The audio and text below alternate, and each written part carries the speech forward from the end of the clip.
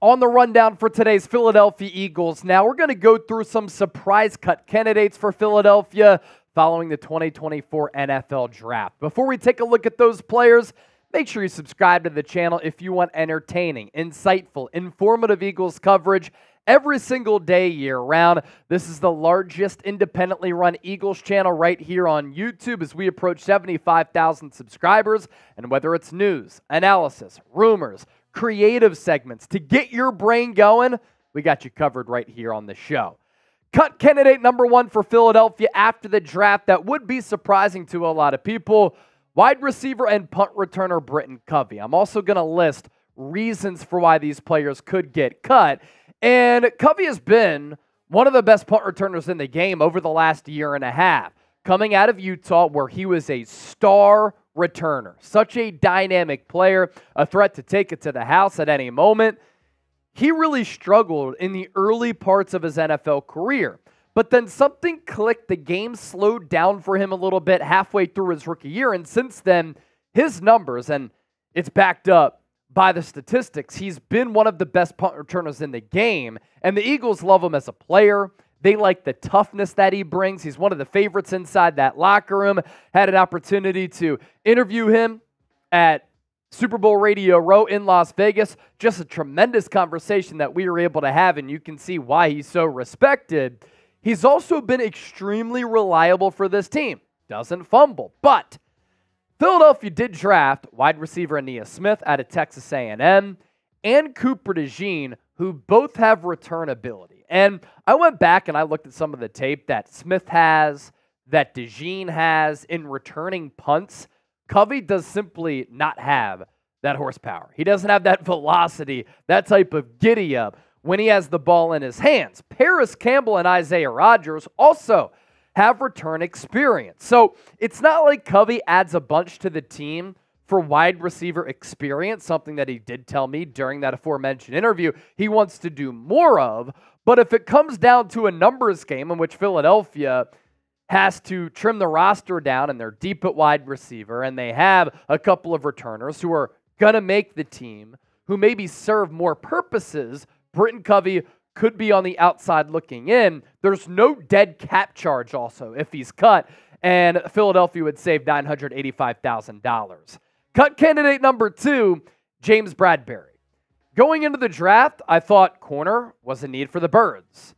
Coming out of the draft, it's sneakily a little bit of a strength as far as depth goes. Darius Slay, Quinion Mitchell, Cooper DeJean, Isaiah Rodgers, Avonte Maddox, Eli RX Key Ringo, and then there's James Bradberry, who struggled mightily in 2023.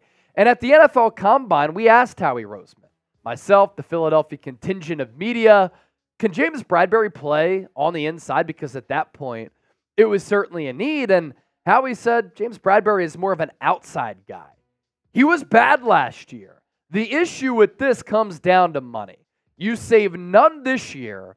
And I believe in looking at the over-the-cap numbers, correct me if I'm wrong, if you have a better outline of this, let me know down in the comment section. But I'm almost certain that the cap hits for Bradberry, if he were to be cut post-June 1, would be spread out through 2028. And those figures would be $4 million, $7.8 million, $20.9 million.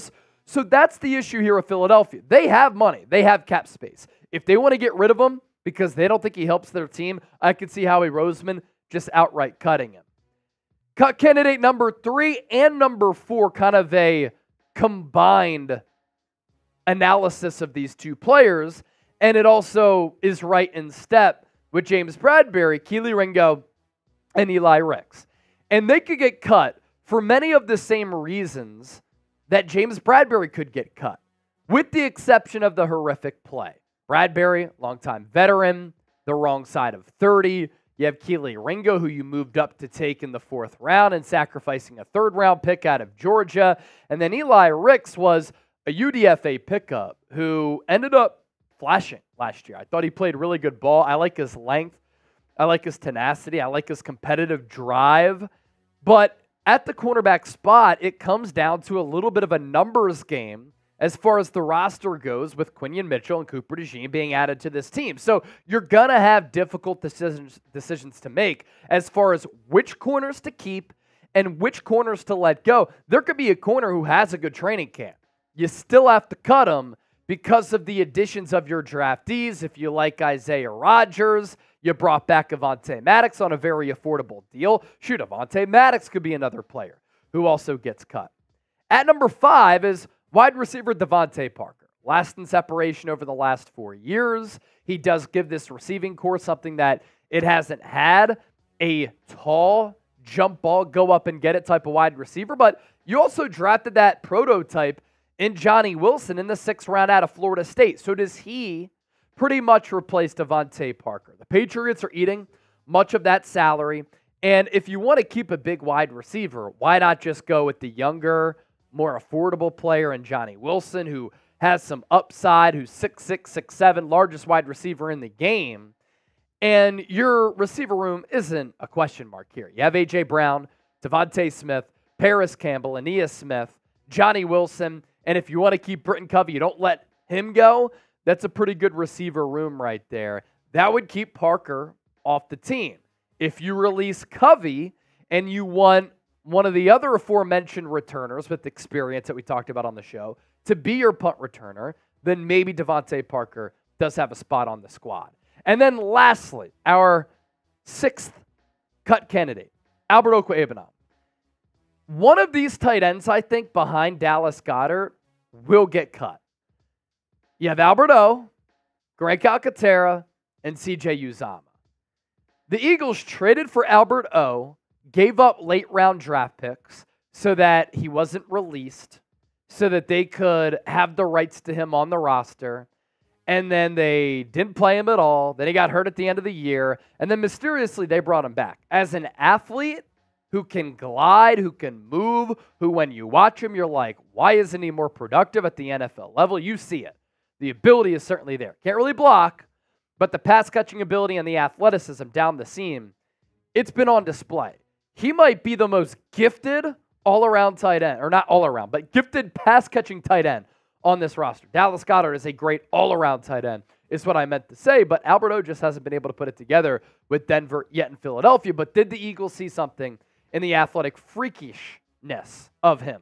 You have Greg Calcaterra, who you did draft, who medically retired from football because of concussions, but we've seen him be a pretty good mover and pass catcher. And then CJ Uzomah is a player who the Eagles signed in free agency, a 1-year deal, more of that blocking tight end, so he could replace Jack Stoll. And clearly the Eagles have valued those types of tight ends who are physical, who can block, who can play on the field at the same time as a Dallas Goedert. The Eagles might simply like him as a veteran option on this team. This is the issue that you run into when you have a deep football unit, is that you're going to have to make some very difficult roster decisions in making some of these cuts at positions that you're deep at, or even at positions that you're not deep at. You might have to cut somebody there to keep another player, like let's say at wide receiver, at cornerback, because you have depth at that other position, so you have to compromise a little bit. Eagles cut candidates on the docket for today's show. Thanks to everybody for watching. Don't forget to hit that subscribe button for year-round and daily coverage of the Eagles.